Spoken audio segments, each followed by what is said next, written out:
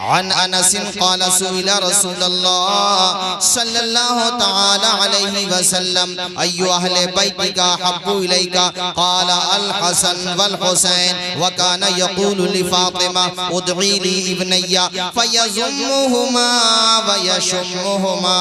पूरा मजमा बुलंद आवाज से बोले सुभान अल्लाह, और जोर से बोले। हमारे प्यारे नबी की बारगाह में ये सवाल किया गया, आका तमाम अहले बैत से आप मोहब्बत करते हैं, मगर अहले बैत में भी सबसे ज्यादा महबूब कौन है? सबसे ज्यादा महबूब मतलब प्यारा। अहले बैत तो सब प्यारे हैं या रसूल अल्लाह, मगर अहले बैत में भी तो कोई सबसे ज्यादा महबूब होगा। अल्लाह अल्लाह, प्यारे नबी की जबान खुल गई, वो जबान जिस जबान के बारे में कुरान फरमाता है वमा यंतिकु अनिल हवा इन हुवा इल्ला वह्युन यूहा। इसका सीधा सिंपल तर्जुमा ये होता है कि जबान मुस्तफ़ा की होती है मगर कलाम खुदा का होता है। अल्लाह अल्लाह, इसी जबान के बारे में बरेली का ताजदार कहता है, इमाम अहले सुन्नत फरमाते हैं वो ज़बां जिसी को सब कुन की कुन जी कहे। आप भी मेरे साथ पढ़ो ताकि लुत्फ आए, सारे लोग पढ़ो। वो ज़बां जिसी को सब कुन की कुन जी कहे, उसकी नाफिज हुकूमत पे लाखों सलाम। ये प्यारे नबी की ज़बान है और हुजूर के दहन का भी जवाब नहीं, ज़बान का भी जवाब नहीं, हुजूर के लबों का जवाब नहीं। हुजूर के प्यारे लबों के बारे में हमारे आला हजरत कहते हैं, पतली पतली गुल कुद्स की पत्तियां, उन लबों की नज़ाकत, जरा जोर से बोलो, उन लबों की नज़ाकत। सवाल क्या हुआ था बताओ मुझे, क्या सवाल हुआ था हुजूर से? भूले तो नहीं आप? क्या सवाल हुआ था? या रसूल अल्लाह, अहले बैत में सबसे ज्यादा महबूब कौन है? जरा जोर से, सबसे ज्यादा प्यारा कौन है? सबसे ज्यादा महबूब कौन है? तो हुजूर की प्यारी जबान खुली, हुजूर ने फरमाया अल हसन। आप भी बोलो ना, अल हसन।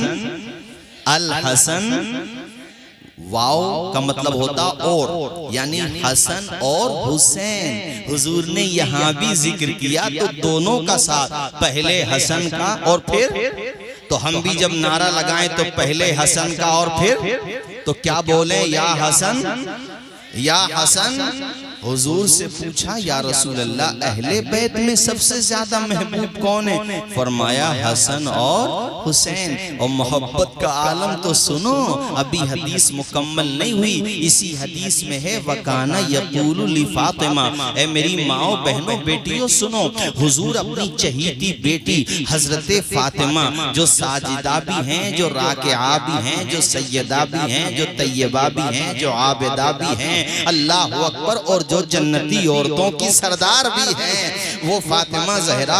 हुजूर उनसे फरमाते, ए मेरी बेटी फातिमा, जरा मेरे शहजादों को मेरे करीब तो करो, मेरी गोद में लेकर के आओ। हजरत खातून जन्नत दोनों शहजादों को हुजूर की खिदमत में पेश फरमा देती, हुजूर की खिदमत में पेश कर देती। तो हुजूर दोनों शहजादों को, देखो इधर, ऐसे गले से चिमटा लेते। अल्लाह अकबर, जरा तसव्वुर कीजिए नाना किस तरीके से शफकतों के दरिया बहा रहे हैं, प्यार के सागर लुटा रहे हैं। वो दौर अभी ज्यादा वक्त थोड़ी हुआ है जो गुजरा था। हुजूर के दुनिया में आने से पहले जब बेटियों को जमीन में गाड़ा जा रहा था, क्या वकार था बेटियों का, मगर मेरे हुजूर ने निजाम बदल के रख दिया। ऐ दुनिया वालों, बेटी को, बेटी के बच्चों को हकीर न समझो। बेटी से प्यार कैसे होता है मोहम्मद अरबी से सीखो। बेटी के बच्चों से मोहब्बत कैसे होती है मोहम्मद अरबी से सीखो। अल्लाह अकबर। हुजूर दोनों को चिमटा लेते और उसके बाद हदीस में है कि हुजूर दोनों को सूंघते थे। जरा जोर से बोलो, दोनों को। भाई चूमना समझ में आता है, गले से चिमटाना ये भी समझ में आता है, मगर हदीस में वयशुम्मु हुमा भी आता है। शम्मा यशुम्मु का तर्जुमा होता है सूंघना, तो सूंघने का क्या मतलब होता है? अरे चुमटा लेना, चिमटा लेना, गले से लगा लेना, प्यार करना, चूमना, लाड करना, ये तो समझ में आता है, मगर यहाँ सूंघा भी जा रहा है। ये इजाफी बात जो बाकी नाना नहीं करते अपने नवासों के साथ, आखिर वजह क्या है? तो इसका जवाब इमाम अहमद रजा देते हैं बरेली से और फरमाते हैं क्या बात रजा, उस चमनिस्ताने करम की जहरा है कली जिसमें हुसैन और हसन फूल। मतलब ये हुआ, ये इजाफी बात जो है जो बाकी नानाओं में नहीं पाई जाती कि वो अपने नवासों को नहीं सूंघते, तो आला हजरत ने फरमाया वो फूल भी तो नहीं होते ना नवासे। यहाँ मामला ये है, यहाँ जो नवासे हैं हसन और हुसैन ये फूल हैं, और फूलों से महक आती है, इसीलिए नाना सूंघ के बता रहे हैं कि मेरे नवासों का मकाम कितना बुलंद बाला है। कंजुल उम्माल की एक हदीस शरीफ और सुनते हुए चलो, और इससे सबक भी लेना है तुम्हें। सबक क्या मिलता वो मैं बताऊंगा तेजी के साथ। हुजूर तशरीफ लाए तो हुजूर ने दोनों में कुश्ती कराई। क्या कराई? बोलिए जोर से। मुझे बचपने में याद है कि हमारे इलाके में कुश्तियों के दंगल होते थे। अब कहाँ होते हैं? उजारी का बचा है बस, वो भी आपकी वजह से बचा हुआ है। आप जैसे पहलवान है। अब मुझे समझ में आया सेहत का राज क्या है। करे मौलाना सना साहब, ये जो दंगल हो और शरी ज़ाब्ते में हो, हाँ ये मैं सतर पोशी हो, उस तरह से न हो जैसा होता है सतर पोशी, समझो, नाव से ऊपर से लेके कपड़ा हो और यहाँ घुटने से नीचे तक, फिर दंगल हो, कुश्ती हो, कतकाटी हो, सेहत बनानी चाहिए। आदमी दूध पिए, मठा पिए, देसी घी पिए। अब दंगल भी खत्म, अब सारी जिम्मेदारी मोबाइल के सर पे आ गई है। वो जो नौजवान पहले कलाई पकड़ लिया करते थे, छूटता नहीं था, आज तो अगर 60 साल का बूढ़ा किसी जवान का हाथ पकड़ ले तो सही बता रहा हूं, जवान आदमी को दिन में तारे नजर आ जाए। वो जवानी उसकी बर्बाद कर दी मोबाइल ने। इसमें बुरा मानने की बात नहीं है। पहले के बड़े बूढ़े दौड़े लगाते थे, वो जानवरों की जो दौड़े होती थी ना, उसको भी अगर गहराई से देखो ना तो उसमें कुछ ना कुछ सेहत का फायदा तो था। जुए की शक्ल में नहीं, बात समझिए मेरी, जुए की शक्ल नहीं। हाँ कमेटी की तरफ से कोई इनाम दिया जाए तो बात अलग है, लेकिन जुए की शक्ल में नहीं। अब दंगल कुश्ती कराना, ये हुजूर बचपन में नवासों को सिखा करके क्या हमें पैगाम नहीं दे रहे हैं कि अपने स्वास्थ्य के हवाले से जागरूक रहो? यहाँ तो सेहतों का मामला इतना खराब है, इशारा समझते रहना। असमौली से लेकर के मवई डोल तक और उधर चले जाओ आप मदाले तक, सुबह में 4 बजे 5 बजे आपको दौड़ते हुए बहुत लोग मिलेंगे। अच्छी बात है, बुरी बात नहीं है, मगर आप उनमें तलाश करोगे तो मोहम्मद अरबी के गुलाम नहीं मिलेंगे सल्लल्लाहु अलैहि वसल्लम, जो अपने आप को गुलाम कहलाते हैं। यानी जिनको फज्र की नमाज अल्लाह ताला ने तोहफे में अता फरमाई। आपको तोहफा दिया कि नहीं दिया फज्र की नमाज का? जोर से बोलो। अरे 5 नमाजों में फज्र की नमाज भी तो है। सुबह को तुम बेदार होते यार, ताज़ा पानी से वुजू करते, घर पे वुजू करो ज़्यादा बेहतर है, क्योंकि मुअत्ता इमाम मोहम्मद की हदीस शरीफ है। हज़रत अबू हुरैरा से मरवी है, हुजूर फरमाते हैं घर से आदमी वुजू करके चले, एक कदम पे नेकी मिल रही है, दूसरे कदम पे गुनाह मिटाया जा रहा है। तो घर से आज तो टंकियां हैं, पानी की सहूलत है, कोई परेशानी नहीं। वुजू करके मस्जिद तक जाओ, ठीक है, वहां पे 4 रकात आपने नमाज पढ़ी, उसके बाद आधा पारा पाव पारा कुरान का पढ़ लो, उसके बाद अल्लाह तौफीक दे कब्रिस्तान चले जाओ, जा करके अपने मरहूमीन के लिए इसाले सवाब कर दो। अब पलट के घर पे आ जाओ, नाश्ता करो बाद में, माँ के चेहरे की ज़ियारत करो पहले, बाप के चेहरे की ज़ियारत करो पहले। अब नाश्ता करते जाओ, माँ का चेहरा देखते जाओ और मन ही मन में गुनगुनाते जाओ कि ए अंधेरे देख ले, मुंह तेरा काला हो गया, माँ ने आंखें खोल दी, घर में उजाला हो गया।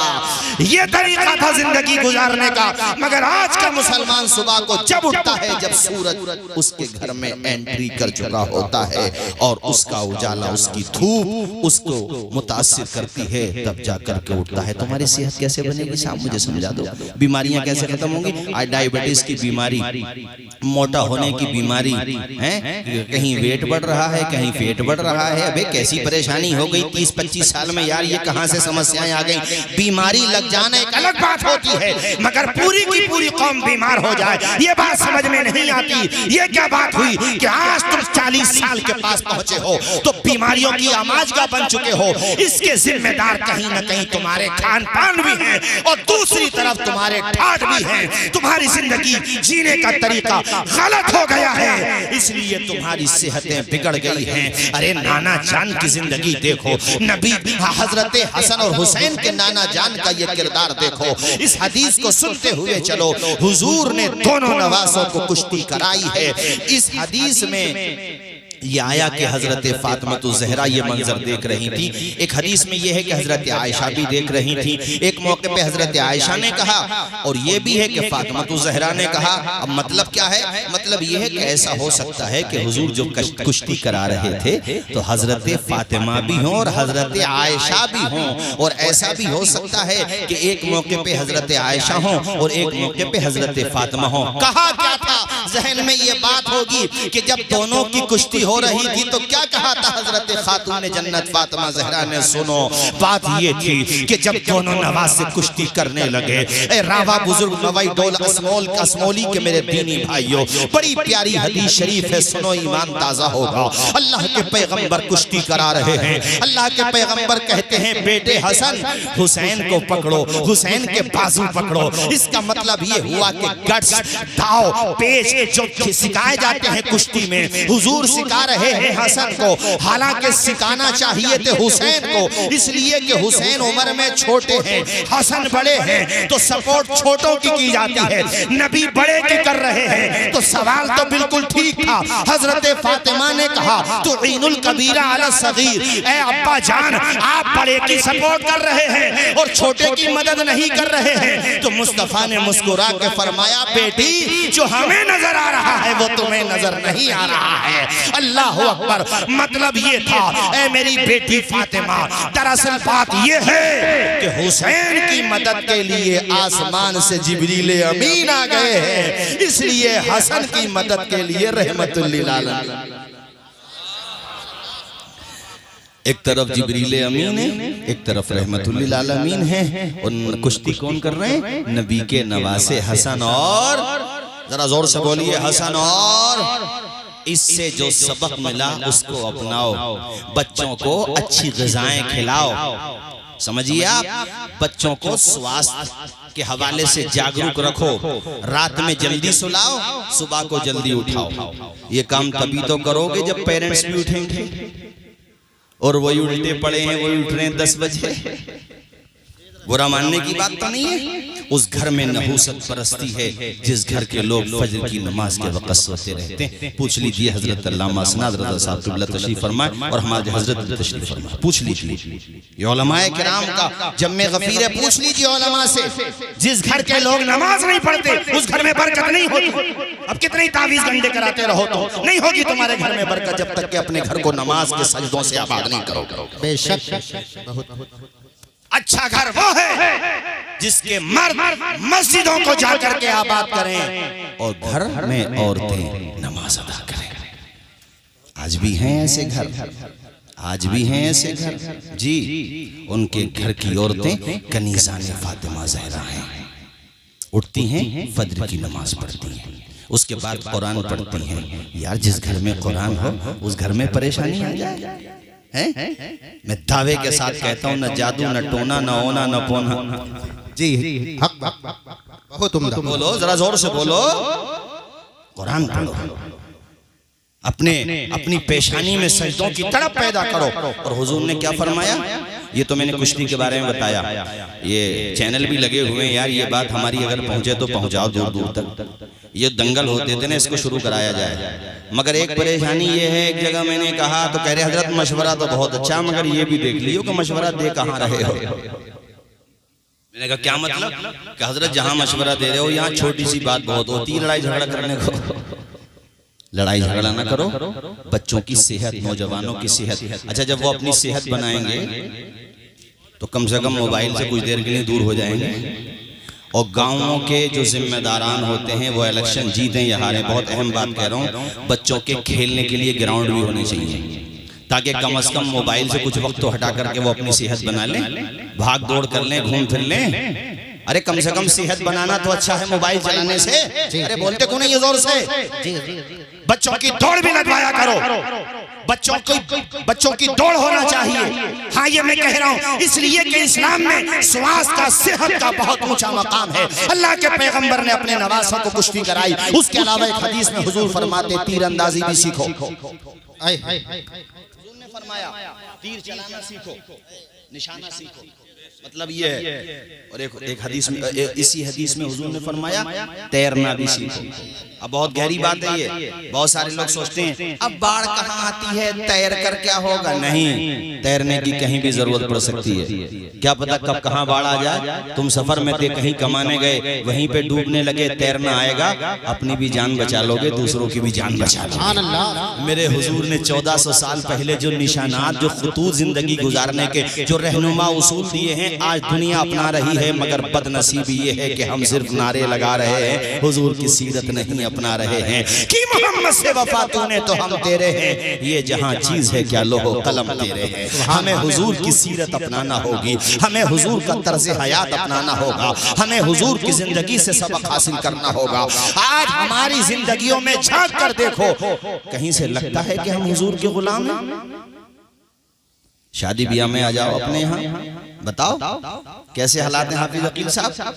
शादी ब्याह में अपने यहाँ, मैं मुसलमानों की बात कर रहा हूँ, बेहयाई के मामले में आ जाए बात पूछो मत, खाने को खराब करने में आ जाए, बहुत बुरे हालात हैं। भाइयों में किस किस चीज का तस्करा करूं, बस इतना कहता हूं, वो जमाने में मुअज़्ज़ज़ थे मुसलमान होकर, आज हम खार हुए तारीक़ कुरान होकर। दर्स कुरान जो हमने न भुलाया होता तो ये जमाना न जमाने ने दिखाया होता।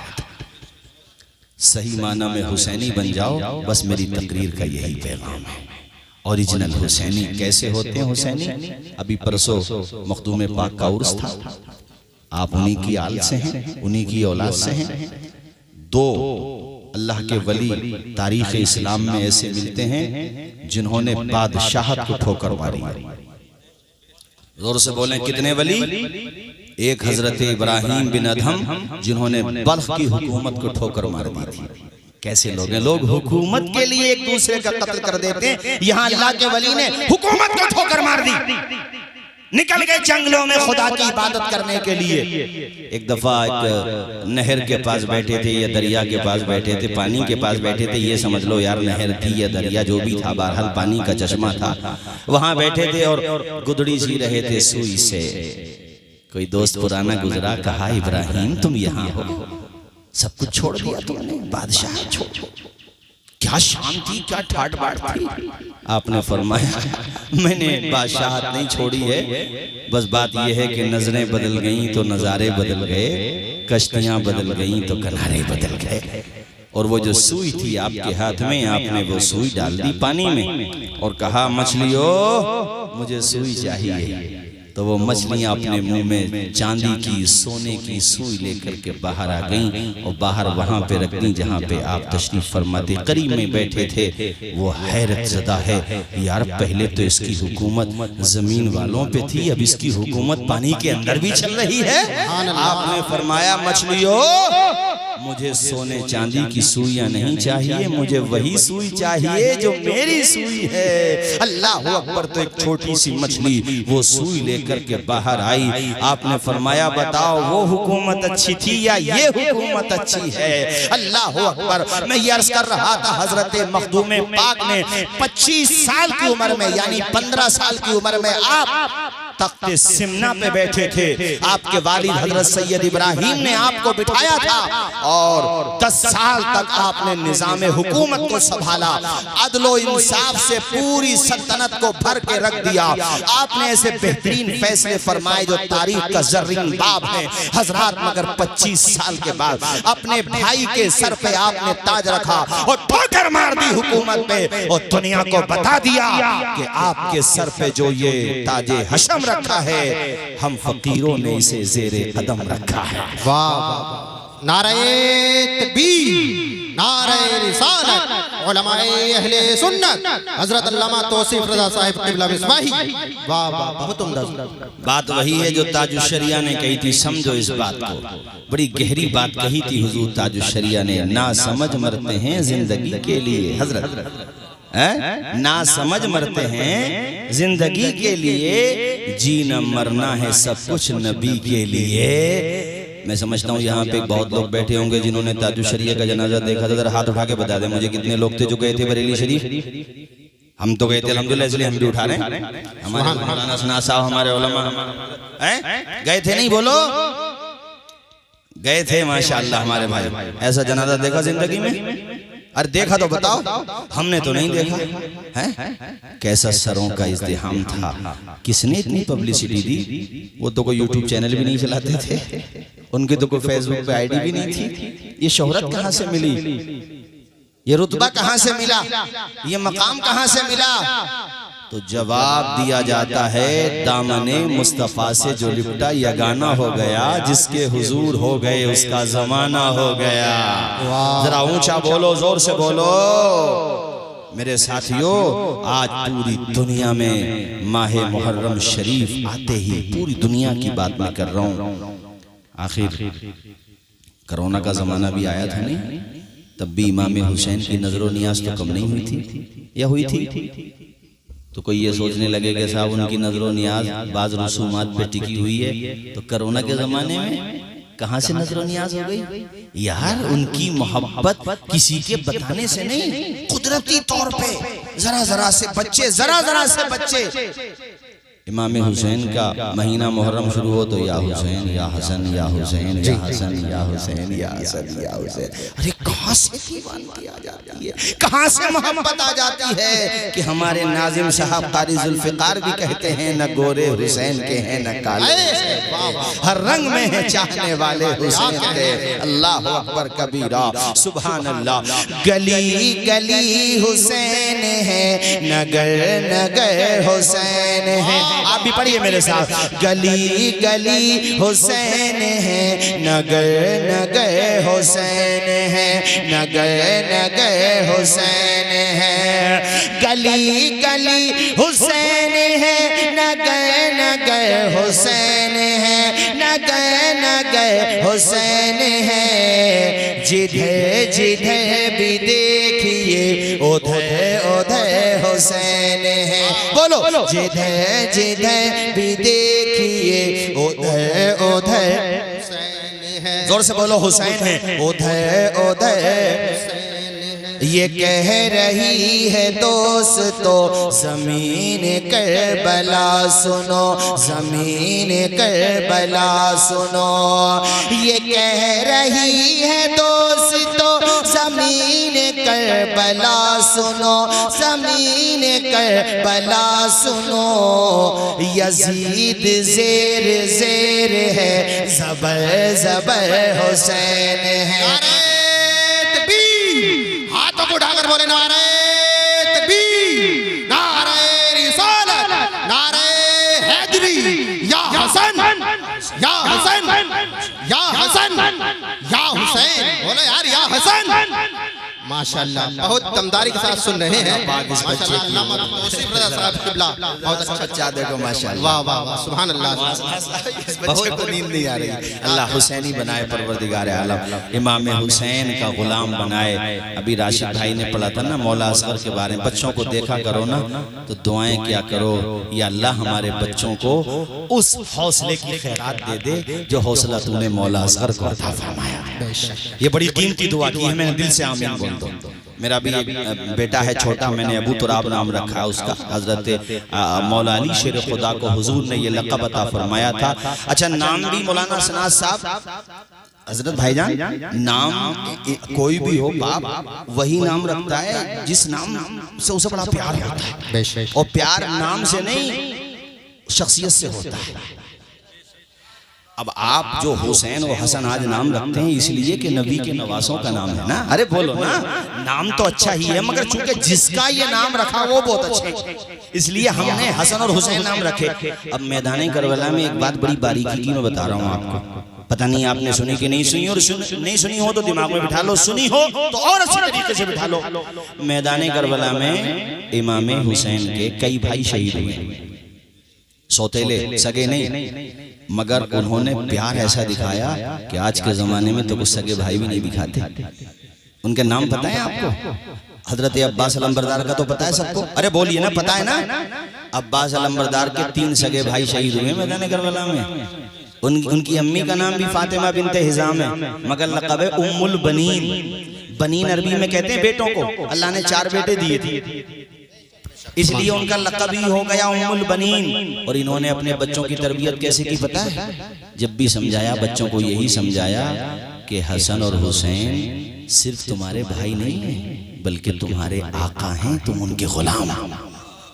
सौतेली माँ है मगर प्यार देखो। और अपने बच्चों को यही कहा कि बच्चों तुम उस मकाम पे नहीं पहुंच सकते, इसलिए कि तुम्हारी माँ खातून जन्नत फातिमा जहरा नहीं है।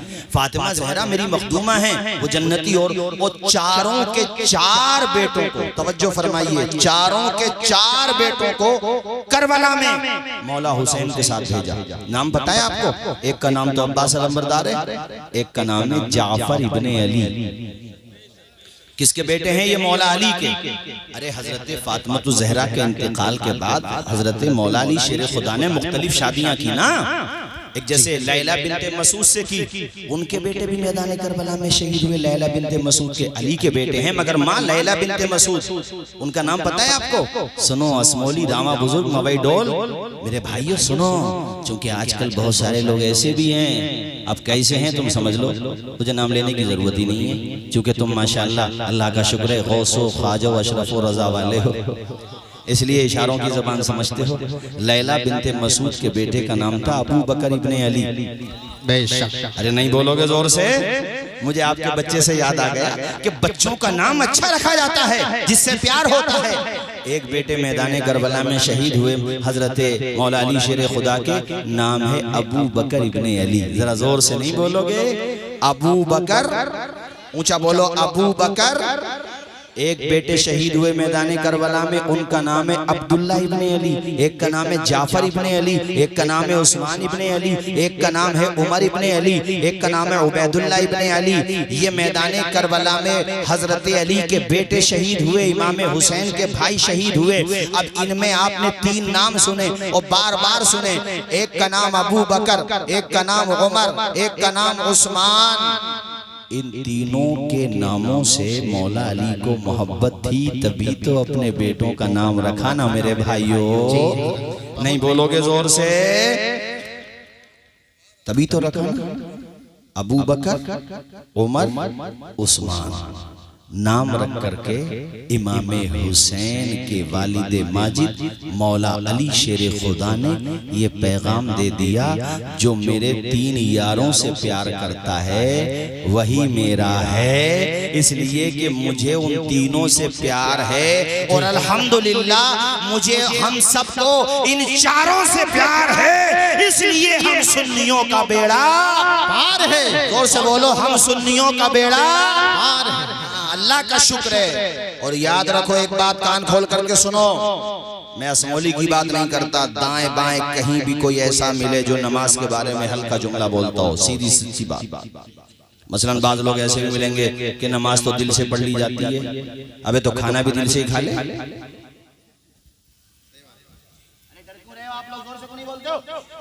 ये हक बात है, आप घबराओ मत।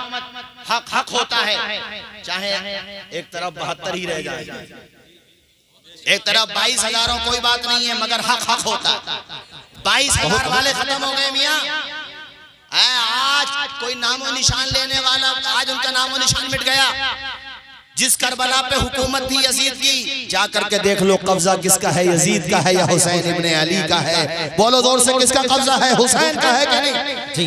तो वक्ती तौर पे हक वालों पे परेशानी पड़ जाती है, मगर इतिहास में नाम आबे ज़र से उन्हीं का लिखा जाता है जो सच्चाई के साथ कायम रहे।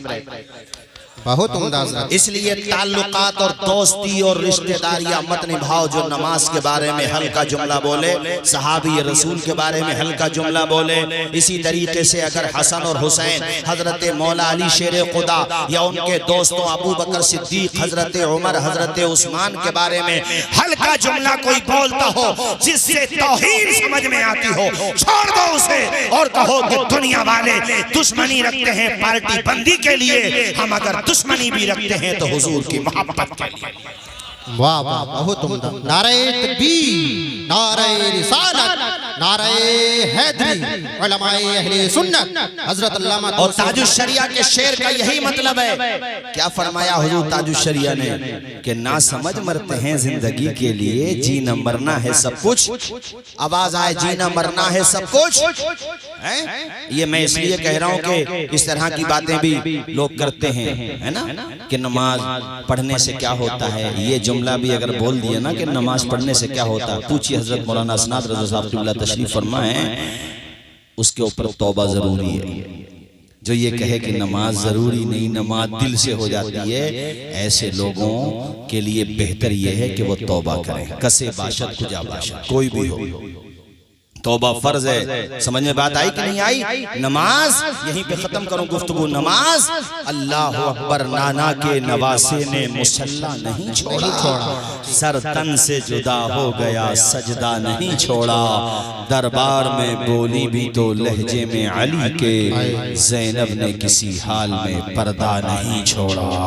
अल्लाह अल्लाह, मेरे इमाम ने आखिरी सजदा करके अपने नाना जान के उम्मतियों को सबक दे दिया। सुभान अल्लाह, ऐसा किया हुसैन ने सजदा नमाज में, ऐसा किया हुसैन ने सजदा नमाज में, ऐसा किया हुसैन ने सजदा नमाज में, जैसे झुका हो सब्र का काबा नमाज में, जैसे झुका हो सब्र का काबा नमाज में, जब तक न बख्श जाएंगे नाना के उम्मती, जब तक न बख्श जाएंगे नाना के उम्मती, तब तक रहेगा उनका नवासा नमाज में। बोलो, तब तक रहेगा उनका नवासा नमाज में। इसलिए आखिर में जाते जाते ये पैगाम दे करके जाऊंगा, 5 वक्त नमाज अदा किया करो। ऐ मेरी माओ बहनों, तुमसे भी कहता हूँ 5 वक्त नमाज पढ़ा करो। कनीज़ाने फातिमा जहरा बन जाओ, कनीज़ाने सैयदा आयशा सिद्दीक़ा बन जाओ। ऐ मेरी बहनों, अपने घरों के माहौल को पाकीज़ा बनाओ। मर्दों, तुमसे भी कहता हूँ, देखो सफर में रहो, हज़र में रहो, ये मवई डोल की मस्जिद ज्यादा दूर नहीं, नमाज पढ़ने जाया करो। नमाज कज़ा ना किया करो। 10-20 हजार रुपए का चेक अगर तुम्हारे अकाउंट में आ जाए किसी कंपनी की तरफ से या गवर्नमेंट की तरफ से, तोड़े तोड़े 10,000 रुपए लेने संभल चले जाते हो, तो क्या नमाज पढ़ने 4 कदम पे नहीं जा सकते? मैं कहता हूँ भाइयों, नमाज कभी भी मत छोड़ा करो, 5 वक्त नमाज अदा किया करो। इमाम ने सजदा किया कि नहीं किया? बताओ, आखिरी वक्त में इमाम ने अपनी पेशानी को सजदे में रखा कि नहीं रखा? मेरे इमाम ने ऐसा सजदा किया, अल्लाह अल्लाह, इस्लाम के अलम को उठा या हुसैन ने, बातिल के आगे सर न झुकाया हुसैन ने। क्या चीज है नमाज बता या हुसैन ने, सजदे में अपने सर को कटाया हुसैन ने। ये दश्ते दश्ते करबला से अभी आती है सदा, हय्या अला सलाती हय्या अला सला। अल्लाह पाक अमल की तौफीक अता फरमाए। आप में से कोई नहीं जाएगा, अभी प्रोग्राम चलेगा और इंशाअल्लाह बहुत अच्छा खिताब हजरत मौलाना असनाद रजा साहब क़िबला का आपको समाअत करना। हमारे क़ारी यूसुफ साहब भी बाकी हैं। रही मेरी बात तो चमन रहेगा, फूल खिलेंगे, जिंदगी रही तो इंशाअल्लाह जल्द मिलेंगे, फिर नहीं मिलेंगे जुल्फ़िकार भाई। और ये बैठा हुआ है दीवाना, थोड़ी मोटी अकल का है मगर जैसा भी है बहरहाल आखिर में थोड़ा सा ख्याल इसका भी कर लेना। अस्सलामु अलैकुम।